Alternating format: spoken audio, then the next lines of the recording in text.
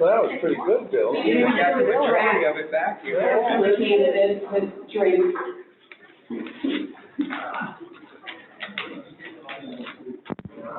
All right, so far we have 45 people in Zoom, and we're also playing in the Sunset Grill on the video wall, and they can hear what you're talking about today. So we'll get started here in just a couple minutes. A few more people coming in.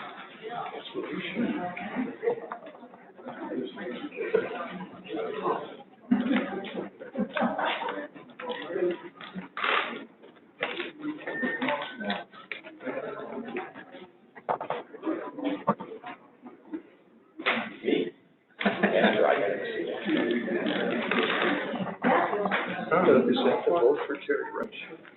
Yeah.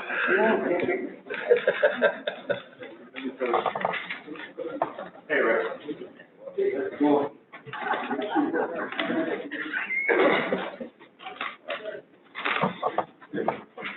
Terry.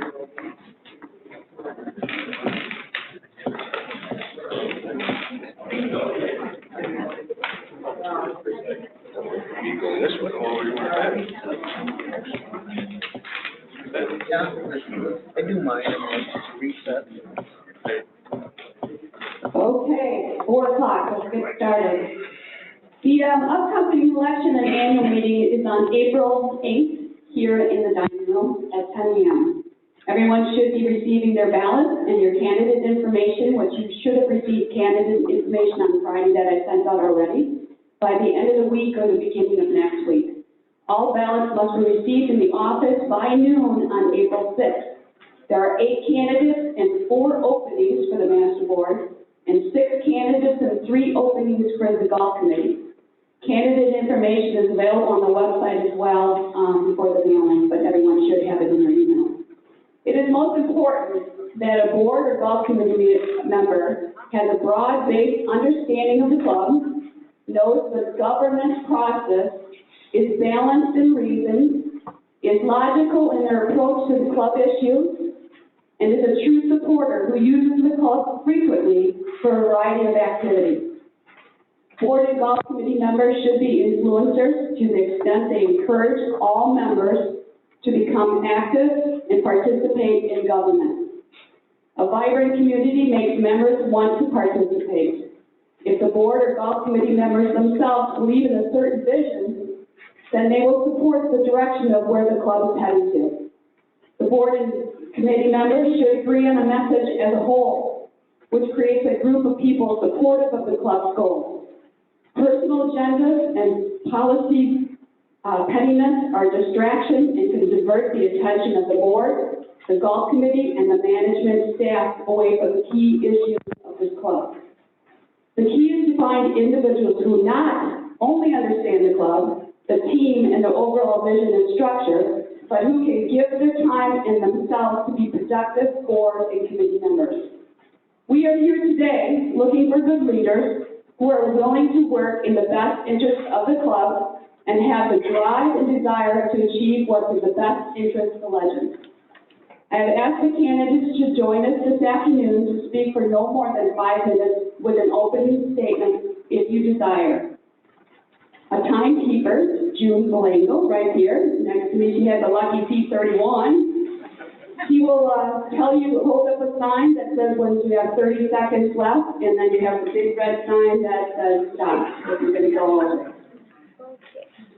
Each candidate today drew for the position on the placement of the ballot, and that placement is left to right where we start.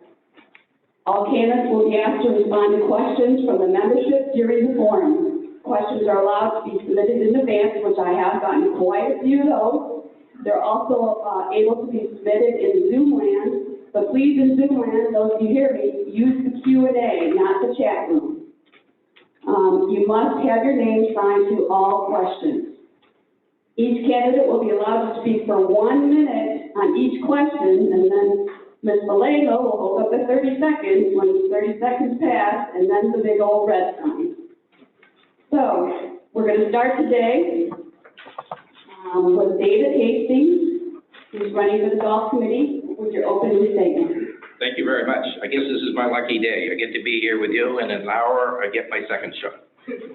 So, I'm glad to be here. I wasn't particularly interested in running for the golf committee, but a couple of weeks ago, I heard there was a lot of interest, and I think that's very disappointing.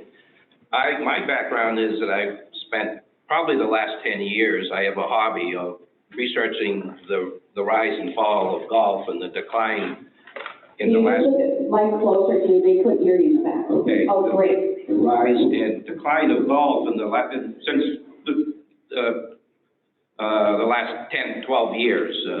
It's been a problem. Fortunately, here we have a bundled course, and we have roughly, 860 people that are deeded. And so automatically, whether you play golf or not, if you're in a deeded unit, you're paying the bills here. So, but I think it's important to understand, in order to keep this a viable, active place, which I think it very much is, and based on the very few pieces of inventory that are for sale right now. But my big concern, I guess, has been in the last 5 years that my wife and I, that we came here, was that it's certainly the biggest entity or amenity on the campus, to anything else, obviously by the size of the property that the golf course takes up. But I know when I came here, I thought it was very difficult. I thought it was one of the most difficult things to get information about. First of all, I tried for 3 days to get a view of the golf course, and they said they were just simply too busy, and it wasn't safe for you to go out on the cart for yourself. So that was the first thing.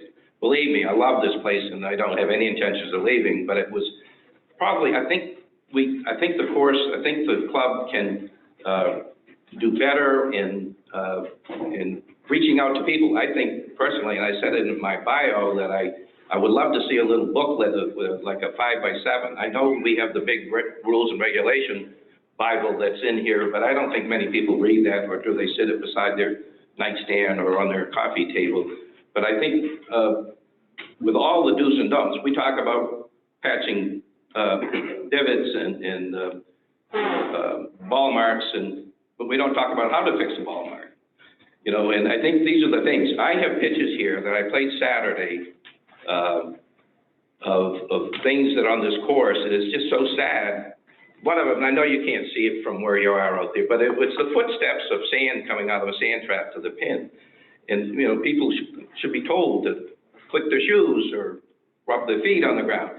And all of these wide turns, I have pictures here of one of the corners where they improved the corner so you would have more space to turn, but they still go outside the boundaries on it. And I just think it's something I don't think people are doing intentionally. They don't think about it. Believe me, the people that I play golf with, they don't dare put the right wheels on the grass of the tee box. And it's all our place. We all pay our dues. There's another one that if anyone's here, you're free to look at them afterwards or some other time. And then the other thing is we got all these private carts on the course, and I know that we had to do that because of the pandemic. But I've been playing off campus 2 to 3 times a month because I can't get on very often here, which we know is another problem. And things are done differently in some of these other places. There's only 2 carts allowed in most every place that I've played. And I hope that we can return to that soon. An average electric cart weighs 970 pounds. And when you put your birdie juice and your clubs and your passengers on there, that's almost 3/4 of a ton. And I kept count. The other day, I counted on a couple different occasions. There's probably close to 200 carts a day, either 3 to 4 carts. And this course cannot sustain that, and nor can the corners and the turns and that many people on the course. So I have a lot of ideas. I have an abundance of information. I subscribe to a few golf course journals that over the years, because I've been fascinated by the industry and where it's gone. And I certainly in 5 minutes can discuss those. I have some worthless information, but some of it's kind of interesting. But anyway, so in order to maintain where we are, I think we need and keep the reasonableness, which I think is by all means the most reasonably priced golf facility in the entire Collier Lee counties. So I'm interested in getting involved. I have a ton of ideas. I take care of a 14 acres soccer, lacrosse complex, I know about irrigation, and I'm done. Birdie, did you say birdie? We don't have birdie here, do we? No. All right, let's move on to Jean Murphy. Thank you. Oh, by the way, Jean Murphy has been on the golf committee. I had a request that when we announced if anyone's been on the committee before, to announce it. Well, that is like my opening statement. So I was going to say, my name is Jean Murphy. I'm here to ask for your vote for a position on the golf committee. I have been a full-time Legends resident since 2003, and I have been a member of the golf committee for the past 4 years. I've been involved in the game of golf for 40 years. Prior to coming to Legends, I was a member of Brookside Country Club in Pottstown, Pennsylvania. For about 20 years, I was the junior golf chair for 10 years. I was the 9-hole chair, the 18-hole chair. I held various other positions such as the handicap chair and the tournament chair for the ladies. During that time, I was able to attend several workshops sponsored by the GAP, which is the Golf Association of Philadelphia, which is a very old, well-established golf organization. And while there, I was lucky enough to attend many workshops on handicapping, tournament play, golf etiquette, and rules of golf. Bringing that knowledge and experience to Legends has helped me to work with the golf committee here. I've been involved with the LWGA and was tournament chair there also. My time here has been spent being the tournament chair alone for 2 years, and then the co-chair along with Jim Cummings for the past 2 years. I'm also the current vice president of the golf committee. As the tournament chair, I've been responsible alone, and then again with the help of my co-chair, for all the tournaments that Legends offers. These include the member, the club championship, the senior club championship, the husband-wife, all of the neighborhood events, and the biggest event that we hold each year, the Veterans Day event, which has been a huge success. In order to make these events successful, there is a great deal of coordination that has to take place along with the golf pro, myself, and all the committees involved. We have worked well together throughout my tenure and have come up with very successful events. In addition to my duties involving tournaments, I have tried to work with all members to help meet their needs. I've listened to their requests, I've weighed all sides of a controversy before making a decision. I've worked cooperatively with the other members of the committee, and I would like the opportunity to continue working with whomever is elected this year. I'd just like to mention a few other characteristics which I think have helped me in this position and which I hope will continue to move me in the right direction. I am responsible, I'm very reliable, and I'm reasonable. All qualities needed to work cooperatively with the committee members, the staff, and management. I promise to give my full attention to the needs of all the golfers. I am not going to cater to any special group, and I have no personal agenda. So I ask for your vote so I may continue to fairly represent the needs of each of you, the golf members of Legends Golf and Country Club. Thank you. Thank you, Mrs. Murphy. Rob Dillinger. Good afternoon, everyone, and welcome to the Meet the Candidates Forum. Here we are. I'd like to start off today by thanking the existing golf committee for the job that they've done in the last year, the extra work, hard work, and due diligence that it took on all their part to keep our golf course open and safe for both members and our staff. Kudos to all of you, and thanks. Thank you. My wife, Lisa, and I moved to the Legends in 2013. We were renters at that time in a golf house. We fell in love with this community, the golf course, clubhouse, and more importantly, the people. In 2017, we had an opportunity and we purchased a golf house on Langshire down but near the cul-de-sac. We couldn't be any happier, and we look forward to being here for many, many years. A little bit about my background is I've been in the golf industry for over 30 years, essentially longer than that, but 30 years as a working person. I am a retired certified golf course superintendent, that had the opportunity to work for Mr. Palmer for 10 years. I was his regional agronomist for 8 years at numerous different properties throughout the Midwest. We hosted at my particular facility. I took over during the construction phase and grow in. 5 years later, we were awarded and hosted 2 USGA championships back to back. Posted the men's and women's pub links, had a Nike qualifier, was fortunate enough to be involved and host the Michelob Skins game with Mr. Palmer, Tom Watson, Lee Trevino, and Payne Stewart. We expected 2,000 people to show up that day, and almost 12,000 showed up. It was a little hectic, but it was an awful lot of fun. My wife is in the industry also. She currently works at a country club and has been there for 13 years. Both of my boys have followed us to Florida, and they both are in the golf industry. One represents a company called Tacit, which is golf accessories. The other one started his own turf distributorship approximately 3 years ago. Although I am retired from the corporate world, I have the opportunity to work with both of my sons anywhere from 1 to 3 days a week, whatever I want to do, helping them continue to grow their business. My role with them is as needed, and it is as the product manager and agronomy consultant for these customers. Other than in golf, some of the other committees that I've been involved with and chaired is, I've been involved with the Boys and Girls Club, the Mississippi Valley Golf Course Superintendents Association. I was involved for over 10 years, chairing all the committees, and held the president's position for 4 years.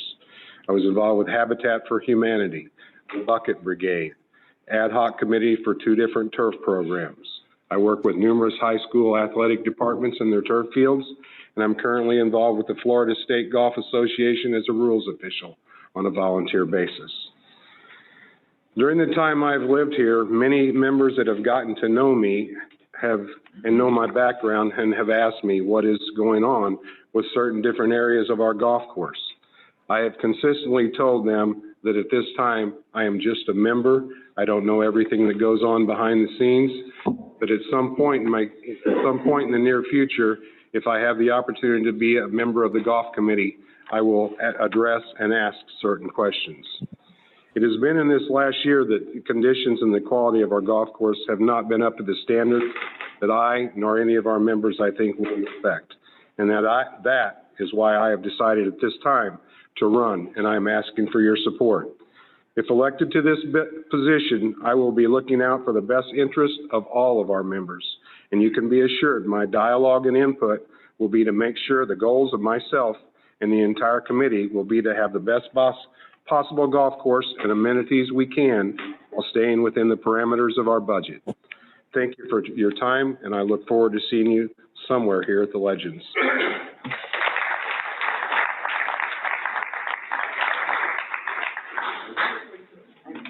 Mr. Cummings, and for everyone else who's Zoom and here, he has been on the golf committee.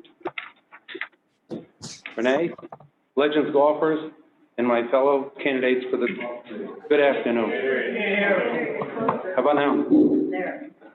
Now? For those of you who may not know me, my name is Jim Cummings. With 6 excellent candidates running for the golf committee this year, no matter how our stories are told, getting one to stand out at the end of the day is going to be hard, really hard, but I'm willing to give it a shot. So let me tell you a little bit about myself. I grew up in Amsterdam, New York, where I not only walked to school every day, but it was 3 miles, uphill both ways, even in the snow. After high school graduation, I was lucky enough to get accepted into the University of Albany. During my sophomore year there, I happened to take a course in art history. And it was in this class that I met my future wife, Kathy. Talk about luck of the Irish. As incredible as this might sound, she also walked 3 miles to school, uphill both ways. But since she grew up in Watertown, New York, she definitely walked through a lot more snow than I ever did. With my keen sense for the obvious, I knew right then and there she was the one. And last April, we celebrated our 50th anniversary. Settling down in a suburb west of Albany, we were lucky enough to discover Pine Haven Country Club. And it was at Pine Haven that my volunteering career began. I served on Pine Haven's Golf Activities Committee for over 10 years when the longtime chair announced I'm stepping down. So I threw my hat in the ring and ran for Pine Haven's Master Board. I was lucky and got elected. For the next 2 years, I served as the chair of Pine Haven's Golf Activities Committee. Responsibilities included organizing, running, oversight of all golf events, such as member-member tournaments, mixed events, men's and women's leagues, club championships, one-day member guests, three-day member guests, et cetera, So whatever is on the Legends schedule of golf activities, I can assure you that I probably dealt with during my time at Pine Haven. Kathy and I retired in 2003, and we were lucky enough to discover the Legends. So we bought a condo in the Super 8 and expected to be snowbirds for the rest of our lives. But things changed. We decided enough with snow. Sold our house in New York and bought a house here in 2007. Legends is now our home. In 2010, the Legends' first renovation was scheduled. So I ran for the golf committee and was lucky enough to get elected. I now had the opportunity to sit in on the working advisory meetings with Kip Schulteis, our golf course architect. At one of those meetings, Kip asked each one of us, tell me the one thing you would like to see from this renovation. Kathy and I had been volunteering at the Ace Classic for several years at that time. So I mentioned to Kip that the pros practically lived at the extensive short game practice area at the Twin Eagles Club, an amenity that the Legends most certainly did not have at that time. When Kip returned for his next meeting, he surprised us all with a new and improved plan. By moving the tee boxes on the 18th hole, he created enough room to build us a new 18th green. And like magic, the old 18th green became the short game practice area we now enjoy. As you all know, planning for the 2025 renovation is already underway. I can't promise you any more magic like 2010. You need one reason for voting for someone to serve on your golf committee. I submit to you my years of experience in golf activities as well with the 2010 course renovation. That's as good a reason as any. In closing, I want to share with all of you my favorite all-time saying. It helps me deal with whatever life throws at me, and it's from Raymond Floyd. You are what you think you are in golf and in life. And with that, I thank you for your time.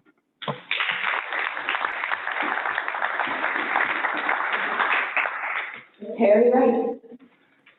Thank you. Everybody hear me? No? Come on now. I gotta really get yourself close. My bio, or the candidate info summary that Renee talked about, that says a lot about what I have been involved in doing over my career. And I'm not going to go into that today.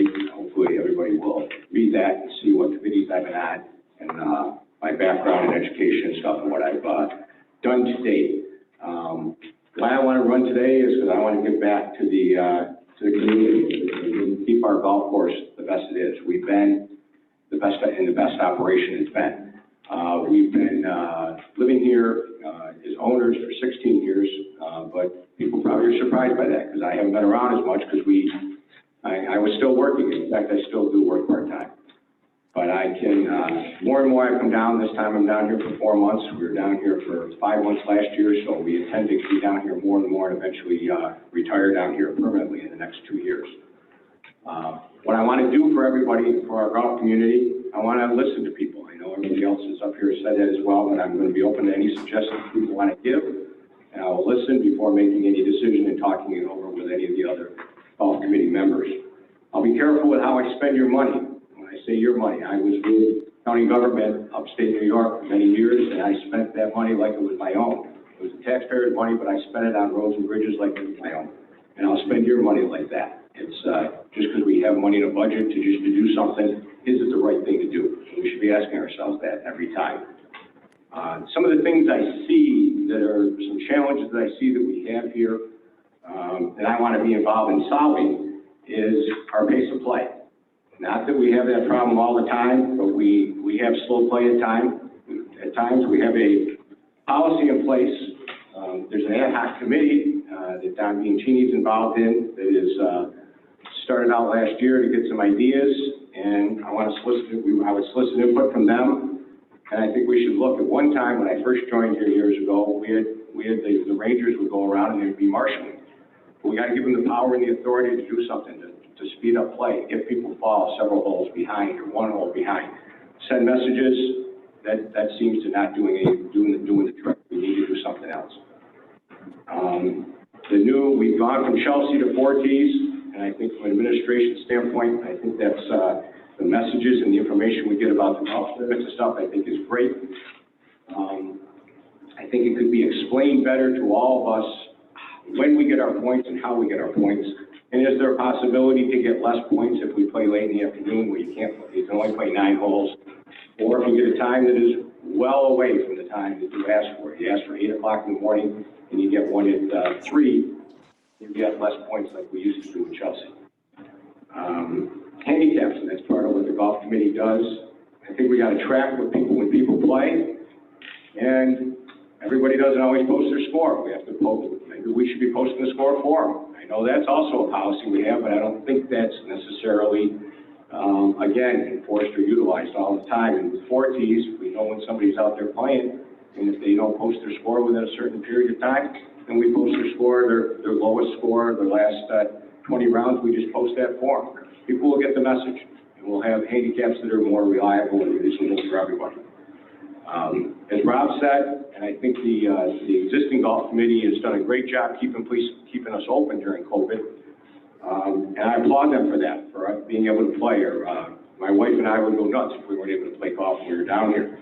But the condition of the course over the last several months, 6, 7 months, has not been good. And it's not where it should be. And the survey that was just done, a 2021 survey, reflected that with the comments of what the condition is. And I would love to be involved in making it the best course it could be again. The one thing I do like that I think we've seen most recently is we're communicating. The superintendent was communicating with us when he was letting us know when he was doing certain things on the course. Several months before that, it wasn't done. The renovation, I'd love to be involved with that subcommittee. I offer my golf experience and my professional knowledge as a civil engineer to be involved in that committee. As I said, if I elected, I promise to listen. I would like your vote. Thank you.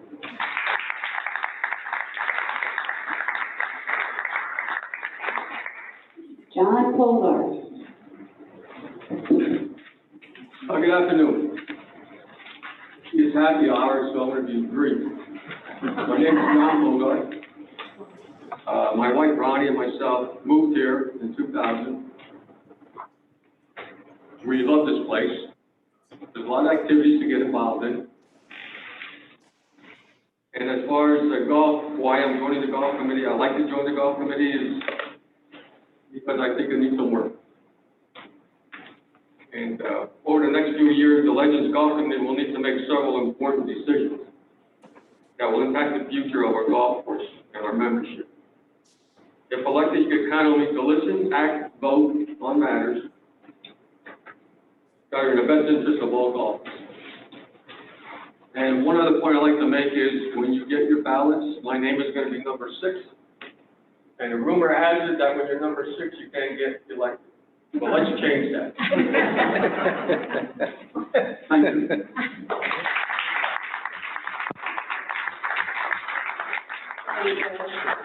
All right, I'm going to start with a few questions that I received. So I'm going to start with one, and there's 2 mics, one on each end. And you'll see the stands right next to you. There's station wipes so that we can wipe the mic when you're done talking, but there's one on each side. So I'll ask the first question. If we have one by the mic, we'll ask the second question, and I'll look out at Zoom. So the first question that I have, and this has been a hot one today, I don't know what all happened, must have received about a dozen of these, is if you're a candidate and you do get on the golf committee, what's your feelings of the 9-hole golf league? Do you support the 9-hole golf league? There's rumors of getting rid of the 9-hole golf league. They pay dues just like the rest of the members golf. So I'm going to start with position 6 and work my way this way. So Mr. Holder. Yeah, I have no objections to the 9-hole league. Like you said, they pay their dues. And the way the 9-hole league started, the ones that don't realize how it started, John DePodetto was the president of Lennard in this area. And his mother lived here. And she couldn't play 18 holes. So she went to the 18-hole ladies and asked them if they would be interested in starting a 9-hole league. And that's how it all started. There are people that can't play 18 holes, and they only want to play 9 holes. Who am I to say that they can't? We're all members, we're all entitled. Thank you, Mr. Rice. I can't agree more. Everybody who's a member, I know many people that play in the 9-hole league, and I totally support the 9-hole league. Mr. Cummings? Absolutely, positively. Mr. Dillinger? I absolutely support the 9-hole league, but I think that there could be some things done with Chad and the golf staff to maybe, when we have the double tee times, just shoot the 9-holers off of one side while the others go off the other side. They're out of the way. They get accommodated. It's not something that they're asking to do every day, but absolutely support them. Ms. Murphy? The 9-hole league has been here for a long time, and I think that they have earned their right to continue playing as they have. I think it's a great opportunity for many, especially beginners and people who are learning the game to play. So I support them the way they are. Mr. Hastings? I have 10 minutes. I absolutely agree, and I think this is part of the changes in golf, not so much on our retirement community, but it's everywhere that people are trying to, here in an instance, it would probably be for our older residents that we'd be playing the 9 league for the most part, and then maybe some who just partially are interested in golf. But I think this is huge. I mean, just down the street, people are doing things. People don't necessarily today. It isn't as much the people, the baby boomers, but it is the people that are coming up behind us, the millennials, that they don't have a lot of time. But we do have more time here, obviously. And like the Renaissance, for example, just opened a 54-par course that they've integrated with their regular course. And I found that out from this Golf Digest thing that I follow. And they're doing that because people look at golf differently. There are people, some of the professionals, the Nicklases of the world that have talked about 3 holes, 6 holes, 9 holes. And boy, I didn't know we had a stop sign. But anyways, I absolutely agree, and I agree with Rob. I was thinking that maybe we can do a different thing with the 9ers, and so that they don't get mixed in with everyone else and they get dropped off. And then there's holes in the rounds because they've decided to do something different. I'm sure they're glad to hear that you all support the 9-hole league. Okay, the next question is 2 golf committee members that are running for re-election, Mr. Cummings and Ms. Murphy. First, I want to thank you both for your hard work on the committee. Since we just fired our superintendent for allowing our largest assets to get to the worst conditions ever, do you feel you also bear some responsibility? Address on the Legends Score. It's on the email That keeps Sunday? Yeah. We have a little should be on. problem. What's going on? Yeah, Mr. Kirkbride, please silence your phone. Okay. Thank you. Mr. Cummings? I believe the comment was with the fact that the golf course was less than satisfactory to most of the members. I bear some responsibility. And I guess I'd have to say, hell yeah. Back March of a year ago, the pandemic was breaking all around us. And in order to do social distancing, we voted 1 golfer per car, to do social distancing. And it's no surprise that the general condition of the fairways and rough, that 4 carts going down the golf course every day, every 8-9 minutes. So you've got 2 tons worth of compaction. Otherwise, 2 people in a cart anymore. So I voted for that. So I have to accept it. But now the range, the greens, I know I kept going to the Dr. Kammerer turf reports and did my best to bring it up at every golf committee meeting. You, like Mitch, would have to bear responsibility. I'll take that.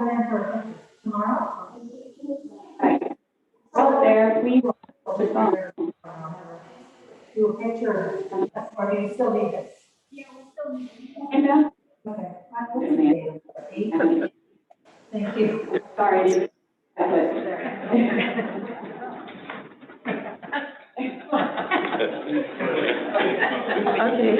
Can you silence and come into the conversation here, so it won't allow me on my end here. I know, it's echoing for time. Okay. Yours next. I had Ms. Loser ask, Thank you very much. If my sister just comes for a week, then she just doesn't need a picture, or does she still need it? Okay. you don't allow me. Okay, another question. I wanted to find out about Bocce. Where do I go to? No, I'm saying that's not somebody here. Somebody just get back in. I don't know, it seems like it's coming maybe right here, but It's her speaking of Lord, it's the back seat. okay. All right, am I answering? Yes, Okay. please. I think that all of us take responsibility, the golf committee as well as all of the members. As Jim said, we've had terrific uptick in playing because the golf course has remained open. Many things were closed, so we had people who normally play tennis now playing golf more often. So it is a combination, and I'm not shirking my duty, but the golf committee does not hire or fire people, contrary to some people's opinion. That is not our job. We are advisory, solely up to management. So when things started to look bad, we did what we could to make it right. Okay, we're going to make sure I'm not the one causing it. Okay, we tried to do what we could. As Jim said, the USGA was called in, and we took every measure that we could possibly do up until having to let our green superintendent go. I don't know what else could have been done. Okay, and I was asked who gave this question, is Don Biachini. And Mr. Biachini has a question too, for the whole golf committee candidates. Do you feel the golf committee should have more involvement in the day-to-day operations? Weekly tours of the course to check out issues, to give one example. Mr. Wright, you're first. Excuse me. Yes, I'd love to be involved with aspects. I have heard that a few different people that the golf committee was not involved in selecting the superintendent. I think they should be. I would think they would be getting their input would be. If I'm wrong on that, I stand corrected. But I think looking at it from different aspects, the golf course, from the superintendent's aspect, as well as our own playing it, I'd love to be involved in, whenever I could, looking at the golf course to make improvements where we can. Mr. Cummings? This is a touchy one. I'm not against it, but I'm not certain. I know that it would be our role to be getting in the way of either the golf pro or the golf course superintendent. If invited, I'd be most happy to participate. Part of the issue is the Legends dock, because we have a very limited role. We get to prepare a budget, and it says the golf committee gets to participate in the selection of a golf pro, and that's it. So anything we can carve out would be greatly appreciated, but I'm not really certain, we'd be stepping on somebody's toes if we pursued it. But if asked, I'd be happy to pursue more involvement. Mr. Dillinger? Well, I agree with Jim. I'm not sure how this process really works. As I came to you to get a full idea of exactly what the golf committee's responsibilities are. And you provided me with the documentation, and as I reviewed it, it comes up pretty much like Jim says. Our responsibilities are pretty limited in what we do. As I mentioned to you earlier, Renee, I think, in my past, there was always a Greens chairman or someone on the committee that I was associated with that I talked to, that was my liaison, that if there were issues that came up, we went and we discussed, or we rode around, we played around a golf and talked about those issues. And a few months later, we went back and checked out to see if things had been addressed and we were going forward. I think there should be a check and balance system. If everything's good, it's not really necessary. But if we as a committee or the members feel that our golf course isn't up to the standards, I think the golf committee should be allowed to put some sort of a little report that we go. I don't know, I've never seen Mitch or a superintendent play with any of our members here at the golf course. I think that's very important, and a lot can be learned from it. Thank you. Ms. Murphy? Jim is right that there are certain responsibilities that we do not have and that we do have. And I think when a member sees something wrong, or when I see something wrong personally playing, I make note of it and try to get to the superintendent. But we can't micromanage, and we're really not the employer, and we can't have him answering to all of us personally. I think that would be a real infringement on his job and his responsibilities. Mr. Hastings? I don't believe in micromanagement. You pay these people pretty good salaries, but I would absolutely think that you'd be able to ask legitimate questions. I mean, I'm really kind of astounded, and I'm surprised. I'm sorry I'm not more prepared that this committee doesn't have the ability to. Is my understanding that does he attend the meetings? Yes, the golf course superintendent goes to the monthly meeting. Why wouldn't someone be able to ask questions? I don't think they should. They do ask questions. But not to tell them how to do their job, but I would think if they're concerned, so obviously, and the concerns that come from the members and the owners, that they, yeah, no, I totally agree, but I caution the micromanagement aspect of it. Okay, out in Zoomland, D. Harrell, Renee, please ask the golf committee how many monthly meetings that any of the candidates have attended in the last couple of years besides the two incumbents. What? Number 6, Bogart. Well, Mr. Polgard did the first one. No, he didn't answer this last one. Oh, I'm sorry, Mr. Polgard. What was the question again? I did leave you out. I'm sorry, I gotta remember to go back, Mr. Polgard. What was the question? The question is this. Do you feel the golf committee should have more involvement in the day-to-day operations, weekly tours of the course to check out issues, to give one example? I think we have a responsibility for the golf course. The employees, that would be management's job. If a member would come to me and they see something wrong on the golf course, that there's an issue, I certainly would try to contact the superintendent to find out what's going on so he can defend himself.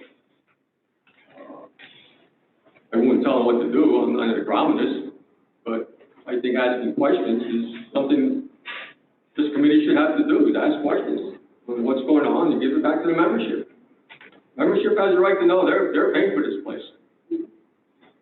Okay, thank you. Now we'll go to D. Harold out in Zoomland. Please ask the golf committee how many monthly meetings that any of the candidates have attended in the last couple of years besides the two incumbents.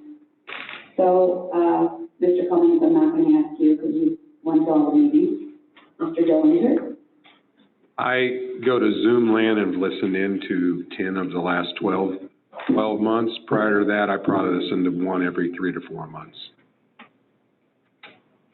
Mr. Hastings? I've listened to a few on Zoom. I can't say I've done every one of them by any means, but I've also written a letter or two and expressing my concerns. Mr. Polgard? You could ask Mr. Huffman. I attend a lot of meetings, and I attend them on Zoom. Okay. Because I'm interested. Mr. Rice? I've zoomed in on some, but I've not attended any. Okay. All right, no questions on the mic, so I'll go back to another question. Oh, okay. Please make sure you state your name so everyone knows who you are. Yeah, Mike Gordon. Okay, first of all, I want to thank all the candidates for running because this community needs candidates to step up and volunteer, and it's very important. Mike, I have 3 little questions here. Most of them are yes or no. This is it. and it's based on communications and investment, okay? I'm sure you're all aware that golf committee members are responsible for governing and not managing day-to-day operations.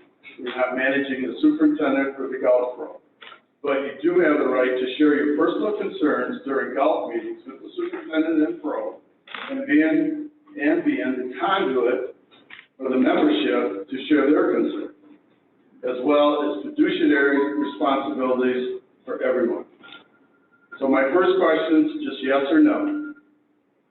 Would you be strong and bold enough to share your personal concerns and those concerns of golf members at a golf committee meeting with the superintendent and the pro? Yes. Mr. Cummings? I believe the answer is yes, Mike. Mr. Dillinger? Yes. Ms. Murphy? I will, and I already have, yes. Mr. Hastings? Yes. Mr. Polgar? Yes. And Mr. Wright? Certainly. Okay, so my next question is for Jim Cummings and G. Murphy. In the last 2 years, 830 households have invested $6.5 million into the golf operation. Have your expectations of our investments into this golf operation and course been met? I'm sorry, I couldn't hear what you said at the end. I'll read it again.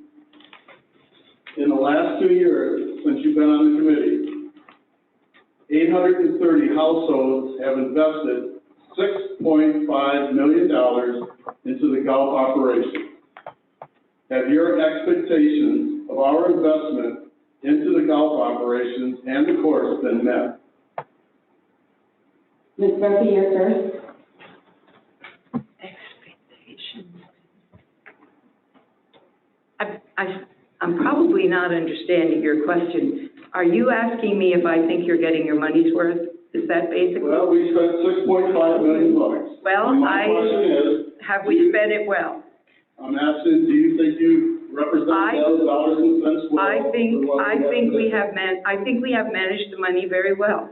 Yes, I think we have itemized the budget, looked at it carefully. I ask many questions every month, and the pro and the superintendent report every month financially. I go over it minutely to see if we can cut or add. Yes, I think we have managed your money very well. Now, are you asking me, is the course in perfect condition for the money we have spent? No, I do not. The reason I'm asking this, hold on a minute, the reason I'm asking this asset out here, this golf course, is the number one asset in this golf community. And it is not. If we lose this golf course, we all lose our investment. I realize that, and what you're saying, and I will admit, it is not in pristine condition right now. And I think that we have done what we can to fix it, but we have to do more, and we are working on that at the very moment. Hey, Jim? So that's all I can say. Well, Mike, I consider this to be a trick question, but I'll answer it anyway, because I think the only logical answer is to say no, but let me try my best. Way back, starting in 2010, I began asking the current golf pro then and the green superintendent then, I wanted to go through the line-by-line item in their budget, like Renee does at every golf meeting now. You'd be shocked to find out how many people came up to me after meetings and saying, "What the hell are you doing, Cummings?" Like, it's none of your business how the pro is spending his money, how the green superintendent is spending his money. So I actually answered them by saying what you're saying. Like, we're spending a lot of money, and I want to know what it all goes to. Now, fast forward. Damn pandemic hit, and as I already mentioned, with the carts, et cetera, it was really tough to keep a handle on this golf course. And I'm not saying that it met my expectations. Okay, one more question there to follow up with. Okay, Jim, I think you answered it correctly. Because 8 months ago, when our superintendent, our past superintendent, and a spike in the area, did irrigation out here, we started having problems. And late last summer, there was issues. A lot of people that were here were raising those issues. Now, we've had 8 golf committee meetings since then, and I never once heard anybody face-to-face with the superintendent challenging on the condition of the course. And it's got so bad now, she fired her, okay? I expect the board to be bold enough to get up and challenge what he's doing. Why is this happening? We got a big investment here. Can you explain that? Mike, you're absolutely right. And I guess my only defense could be is that, maybe I finally reached my tipping point at last month's meeting, and I arrived with every USGA turf experts report telling us about how bad the Legends nematode problem was. And I read each and every one of them for the last half dozen years, and I actually sat there and I said, Mitch, I'm not sure you brought these nematodes with you, but I challenged him to say, have you used every chemical that Dr. Kammerer has outlined, that's in your arsenal to fight these suckers? Now, I'm not certain Mitch answered satisfactorily, but I attempted to. It might have been too little, too late, but that's the best I have for you, Mike. Okay, that's good, but I think the key here is communication. When members have concerns, you gotta take them to the superintendent and share those concerns. And we have been talking about it for months now, months. Finally, we got something to happen. We need a change. We need it badly.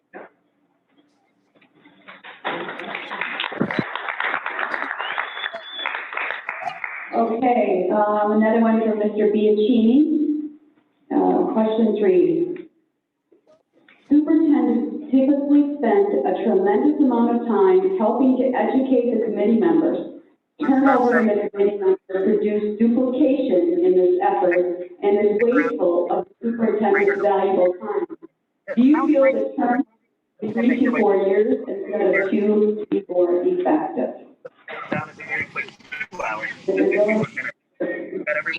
I'm sorry, this is all coming. Because of this, I can't hear you either because what's going on is. Armrests are lowered, movable headrests are lowered, and carry-on items stowed.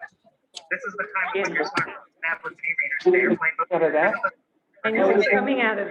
It's coming through that, it's going to come through as a guest. I'm gonna start leaning. Oh. Mr. Dillinger, do you want me to read the question? I would like you to. Okay. Because I'm also here. All right, here we go. Superintendents typically spend a tremendous amount of time helping to educate the committee members. Turnover in the committee members produce duplication in this effort and is wasteful of the superintendent's valuable time. Do you feel the term should be 3 to 4 years instead of 2 to be more effective? I think that's up to the committee member as to whether they want to commit 4 years instead of 2 years. I think it is an education process, and normally there's someone, as you know, and I'm going to go back to this, our committee is set up different than most club committees. There's usually a Greens chairman or someone in that capacity. That person is usually making the commitment to stay on for a longer period of time and not have to continue the re-education. I have a background in that education, and I'm fortunate for that. This is something that the committee members here are excellent in all of their other activities and everything else they've done in their careers, but this is not their forte. So I'm sure it is very much a hard and a learning experience for them. Hopefully I'll answer. I think that would be nice, but the documents of Legends say that it's a 2-year term, and I don't think we have the authority to change that. If people are willing to go more than 2 years, it's great. That's one of the reasons I would like to be reelected, because I think there is a learning curve, and after you've been there a while, you figure it out. So, agreed. Mr. Hastings?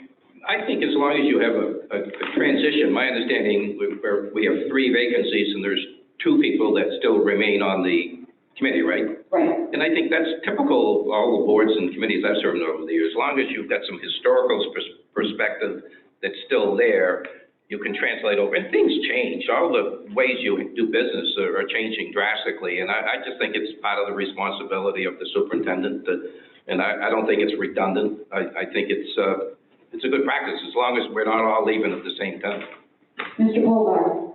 I don't know when that changed when we first came here and we had turnover.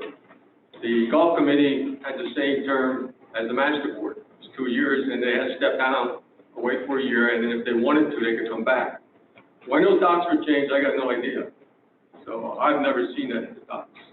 But it was the same as the master board. You spend 2 years, you step down, you come and rerun. And it must have been changed sometime, and I don't know when. Mr. Wright.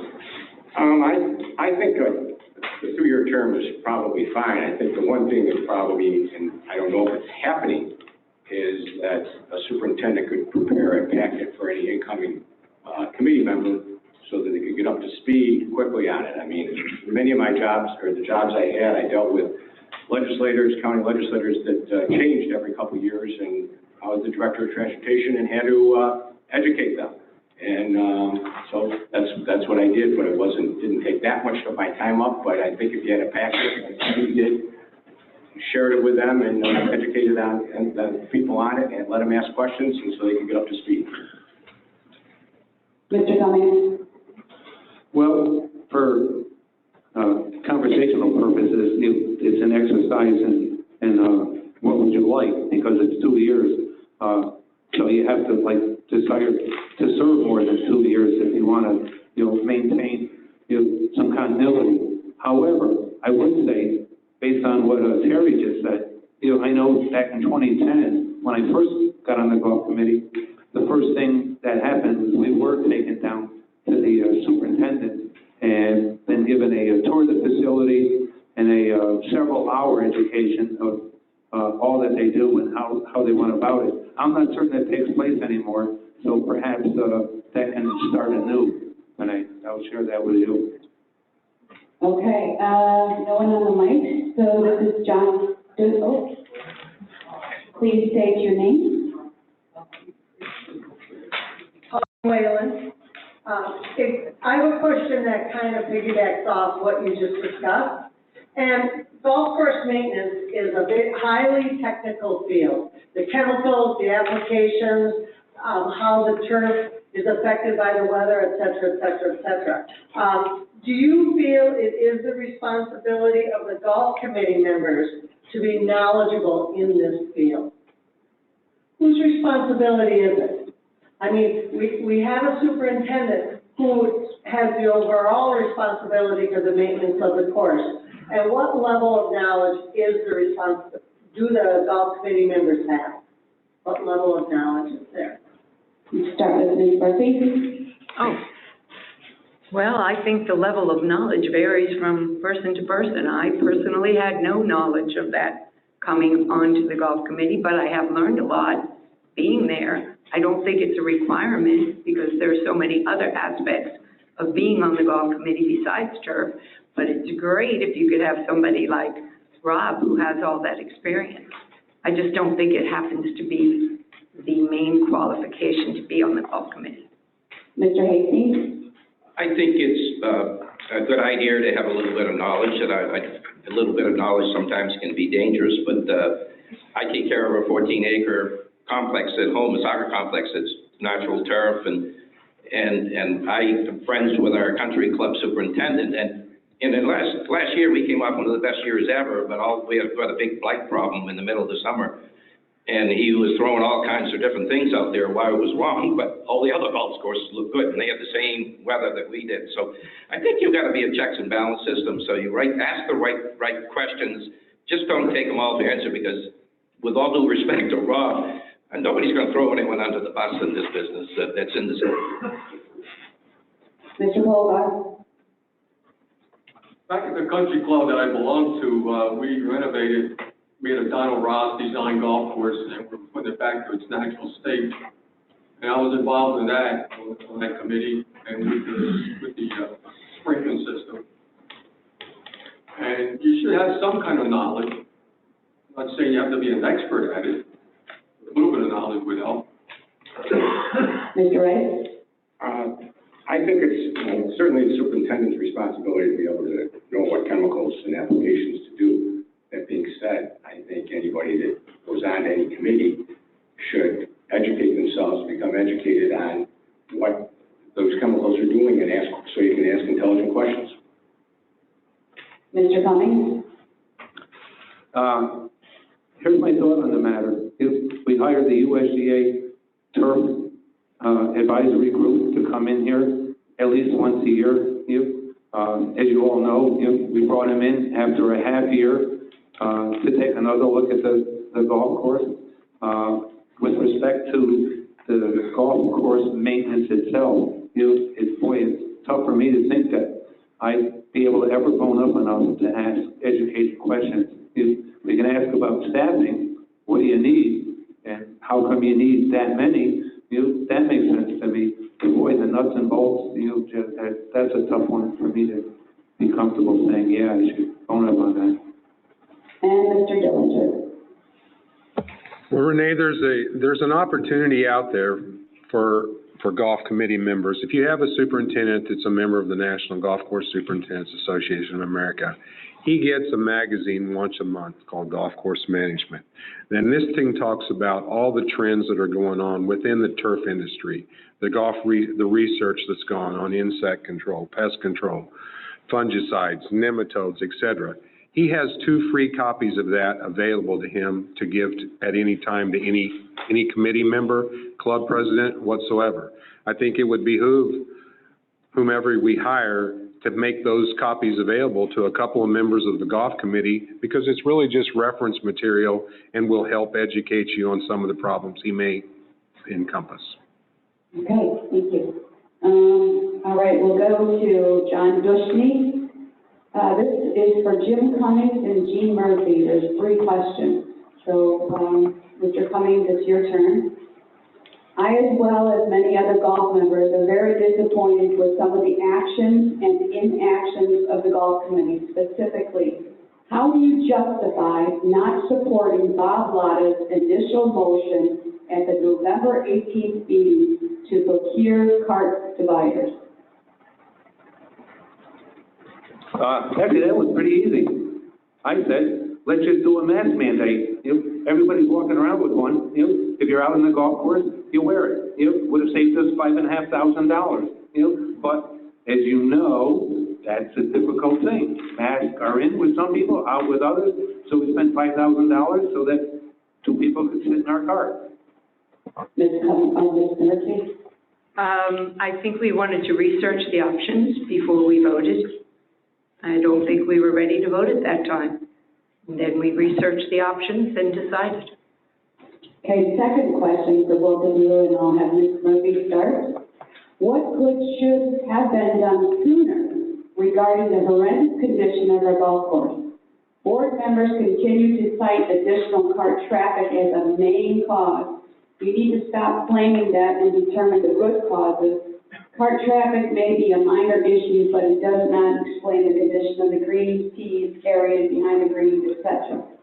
Do we yet know what the main cause is? Is this the quality or quantity of the water, improper chemicals, or what? What's the plan? And I think we kind of already talked about the golf course conditions. And I think the plan is that I terminated the superintendent's position. He had 2 months after the fact when I had the USG come in for an emergency visit to clean it up. And it didn't get cleaned up, so I'm in search of a golf course superintendent right now. Number 3, why was the new 4T system rollout so poorly designed and communicated? The weight system was never explained in detail. How it's calculated was not visible for golfers to see where and when weights were given. This was a major flaw. Chelsea would show you when and how many points were assigned. The 4T system still doesn't show you when points are given, plus no partial points when T assignment is significantly different than when requested. The weight system is much fairer, in my humble opinion, but people need to be educated, and we need to see how and when weights or points are assigned. can this be done? The big advantage to the 4T system over Chelsea is administratively, it is much easier for golf staff, and that's a valid reason for switching again, in my humble opinion. I think we kind of talked briefly, unless you want to correct me, about the tee time and how, we talked about trying to get it improved on weight system, half points, which would be a summer project, unless either one of you, Mr. Cummings or Murphy, would like to. I know, it's quite a long question. I think that the 4T system was brought to our attention by our new pro, and it was explained as having many advantages over Chelsea. Also explained to us that it would be similar to Chelsea as far as weights go. It didn't work out that way. We adjusted it so that it could be more similar to Chelsea. I think that there are more adjustments trying to be made. It had to be custom made for us. There were a few advantages in that over Chelsea was that your scorecard could be sent to you after you've played. I know that has happened in LWGA. You're able to register online, which was impossible before. People waited in line. The tournament results come sooner. It helps you to see who has signed up. It does have advantages. I know it has disadvantages, and it is a work in progress. I think people like what they know and are not willing to try something new. So we are trying something new, and if it isn't working, then it isn't working. Okay. On the Zoom world, we have someone that just put Jay, so he does not have the full name. I think it's Jay Dushni, because it's kind of the same question on the greens and what's the cause of everything that's happening out there. When will the candidates forum begin for Will? It'll begin to just look under this one.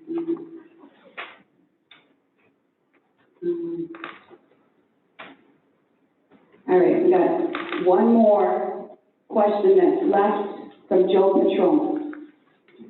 To all golf committee candidates, since the Legends has implemented a variety of point systems over the years, and recently we had a weighted system, which I feel we did not give it ample time to see if it would really work for us. We switched to a point system that does not use fractions, and to me, it is not working the way our old Chelsea system did. What are your feelings about trying the elimination of points for playing in men's and ladies' day events, Monday, Tuesday, and Wednesday, and for any club-sponsored events such as club championship, Valentine's couples, husband and wife? This would get more people to participate in the Men's and Ladies Association events. This has never been attempted yet. We have tried 3 different types of point systems. Worthington Country Club in Bonita Springs does not assess a point for Men's and Ladies Day events and for club-sponsored events. What are your thoughts on not charging a point for the special events or league play? Mr. Hasty. I think that's a great question. I think the simple demand on golf now, I think our median age here has dropped, and I think some of our older folks who are not playing as much golf or have moved on to other pastures, and I mean above ground, that I think there's a big, obviously the numbers and things that you hear every day from the golf committee or the emails and things is that the demand is greater. And I think we should be, that's one of the things I would want to promote is being more creative. I understand at Lexington, I have a friend down there and they don't get dinged for their men's league. I don't know whether that all works, but I think we need to be more creative to find how things work. And I think the 9-holer thing that we talked about earlier and those kinds of things, we just got to think out of the box. And I think our committee's done a wonderful job, but I think we need to really start thinking out of the box. This industry is so different than it was 10 years ago, and the demand is going to change constantly. In order to keep our property values up, everything else, we got to start looking better than what we're looking at. Mr. Bogart? I think anytime you play a golf course, you should get a point. And the reason I'm saying that is because the men's league, they have an overflow of members that can't get on a Monday, they can't play. And the ones that get to play, they don't get a point. And then during the week, they'll play again because it's going to give them more time playing than anyone else. It's not fair. It's not a fair system. So as far as I'm concerned, And if the membership wanted any other way, I'd work with it. Mr. Rice? First of all, I have to apologize to people in the Zoom world that my phone just died, so they might not be seeing me. I'm still here. I'm still here. I would somewhat agree with John. I think if you play, you should get a point. I think there's some events, and it can be looked at where you could get maybe partial points for still playing, but maybe not a full point for playing some of these events, whether it be one of the club championships or some of the couples tournaments or those type of things, whether you could get maybe less of a point, so we encourage people to play. But overall, you should get something if you're playing. Mr. Cummings? I'm pretty certain if we go back in the archives, when Kathy and I first started playing here, the leagues did not get HLC team. And a groundswell of support rose up and convinced some prior golf committees that the logic, which I think I hear almost everybody else saying, if you play, you get a point. Doesn't matter if it's the league, club championship, husband and wife, you took up AT time, you get a point, and I agree wholeheartedly with that. Mr. Dillinger? Well, I have mixed emotions on that. I think that if you play in late in the afternoon and you're only going out there to maybe play 3, 4, a lot of people that are still working get off work and they get here and they want to go out for just 3 or 4 holes. I don't think it's fair that they get charged a full point. I think there should be some way to accommodate things around that. I think the old system that was weighted, where you got points if you requested a 9 o'clock time, you got the full point. If you requested 9, you got out at 2, you got a percentage of that. In my opinion, that worked out the best. Ms. Murphy? I have to say, if you play, you pay.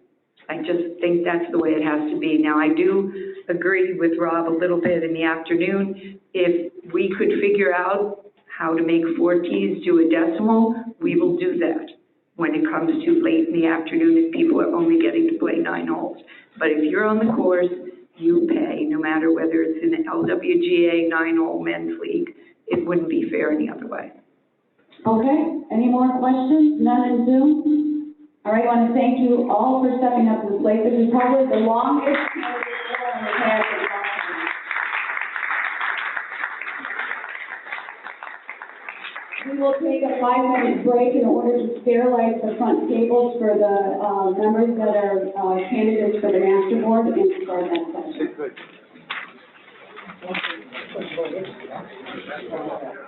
Oh, geez, update. You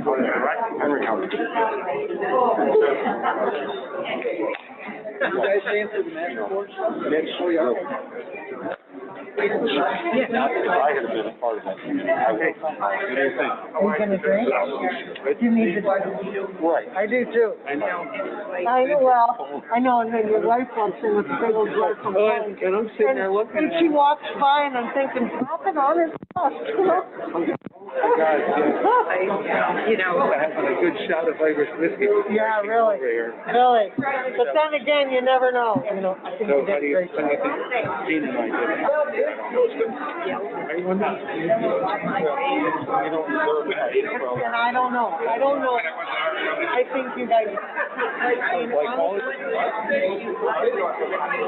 Mike on this, was saying, how come you weren't out there, on them all work? Yeah.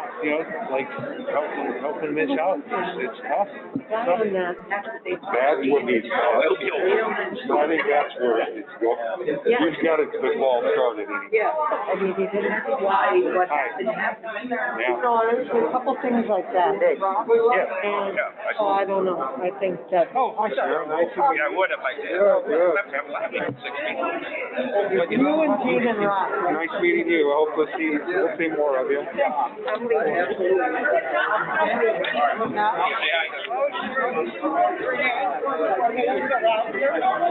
Maybe Are they allowed?